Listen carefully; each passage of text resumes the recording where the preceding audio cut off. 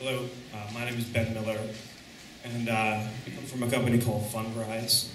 And so we use technology to transform real estate and real estate investment development.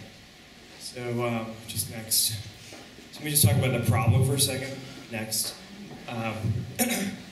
So if you want to know how a system works, you have to follow the money. And this is how real estate works. This is where almost all real estate money comes from. It comes from private equity, real estate investment trusts, mortgage-backed securities, and CDOs. Most of these instruments didn't exist 20 years ago. They're actually new, but they are the challenge and the opportunity that everybody in this room is trying to manage because they're very institutional. They don't think like people, they think like corporations, basically. And so, the next slide here. So how do they work? Basically, they raise their money by aggregating it.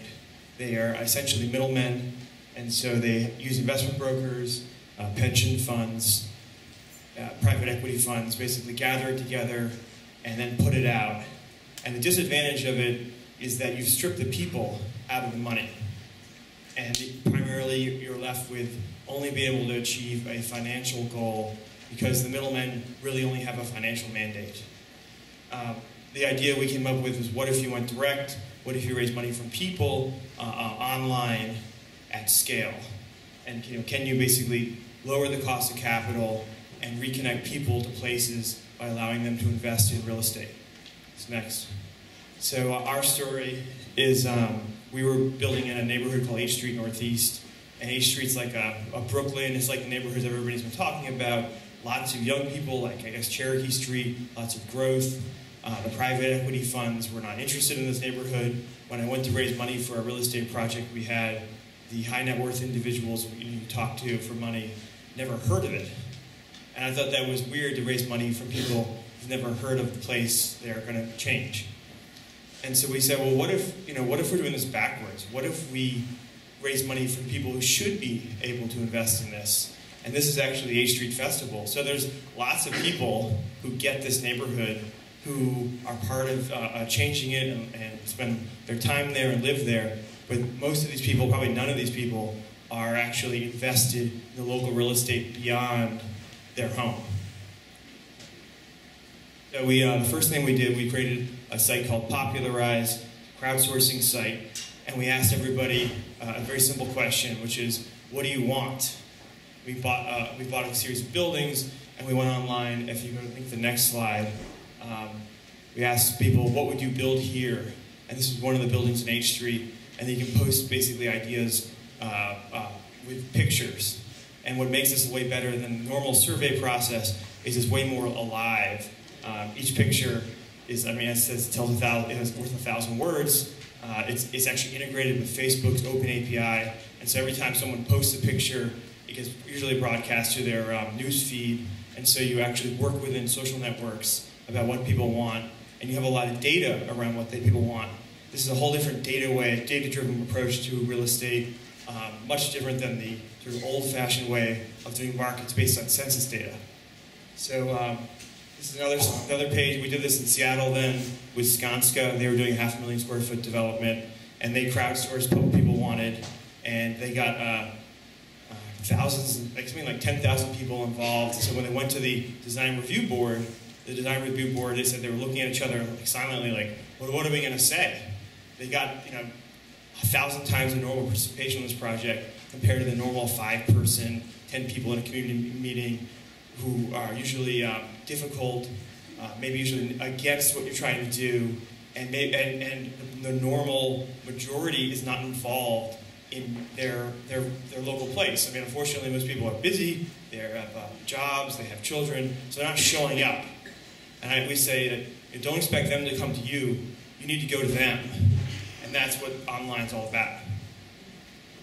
So after we asked people what they wanted, we then created something called Fundrise, which lets people invest in the local real estate. This was a very complex securities regulatory innovation. It took us a long time to do and a lot of money, but we did it. And we created a platform where people could actually look at local real estate properties and actually invest in them. So we put all the information for a property online, financial information, property information, tons of legal information, 12 pounds of legal documents when I filed them with the SEC. And for most people, I come from a real estate development background. Most people don't understand how real estate works. What is the financial performance driving it? Where's the money coming from? All the basic architectural and construction issues around real estate. There's almost no transparency in real estate. So by driving it online and not letting people invest at $100 a share, it really changed how people think about their neighborhood.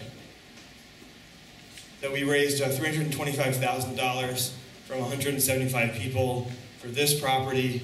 We had complete transparency of who else was invested with you.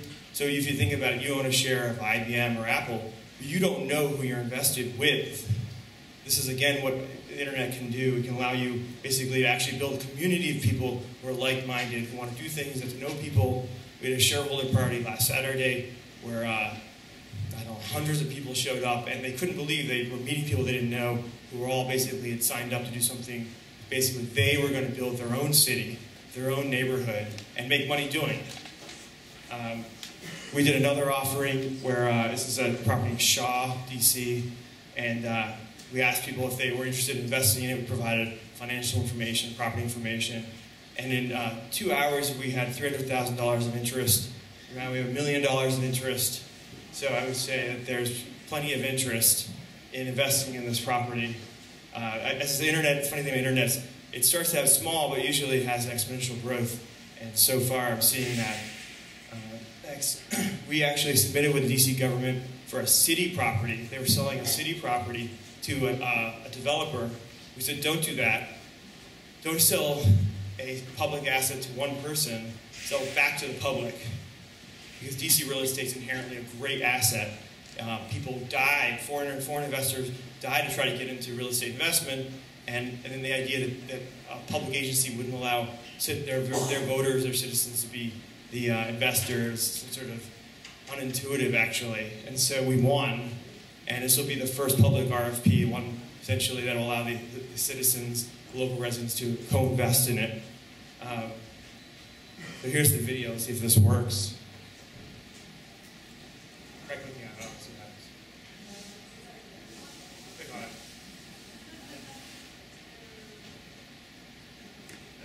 Okay.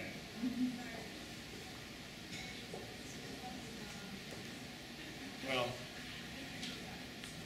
anyways, what's basically, we like to say, you build the city you want to live in. The way Wikipedia is, no one would have thought that people could write their own encyclopedia, that people would build the biggest information source on the planet themselves. And if you look at that, like 10 years ago, I think Microsoft started something called Encarta. It's the largest company in the world, the best experts, the best multimedia, was going to create the best encyclopedia, and Wikipedia put them out of business, right? Just completely crushed them. And so the idea that people can build their own neighborhood, can build their own city, can own it, and do it directly is a strange idea, but just like buying books over the internet was a strange idea 10 years ago, and buying airplane tickets, everything else was unusual. This is exactly how I think real estate is going to work, and it's going to completely change civic engagement, local government, and people, and really build wealth in neighborhoods. So that's Fundrise.